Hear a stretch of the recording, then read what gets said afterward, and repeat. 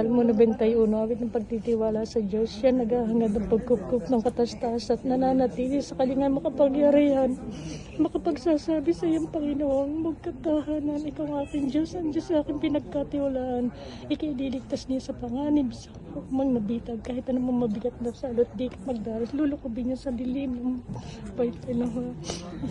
Iingatan niya, di pagsasagan, pagkat siya'y tapat, pagsapit ng gabi, di ka pagkakos anong bagay. Mag-isa gagawin bigla ang paglus pagsapit ng araw. Ang sabi ng Diyos, ako'y liligtas ang tapat sa akin. Iingatan ko sino mga ako'y kakalain. Sila'y tumawag lagi pa hanggang ay sasamat mo lang sasaklot. Ako'y liligtas sa bawat siparaan siya at bibigyan ko't naggaganti pala na mahabang buhay. Nakaliligtas niya ikaw. Pinsang ko. Ayan. Pagkalubong ka na Epiao El Shaddai, laban lang ho, Ben, ha? Laban lang.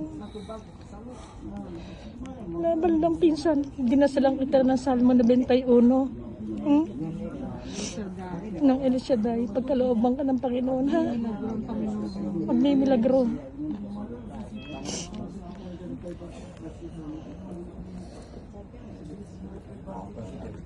Babay Hoben, ha?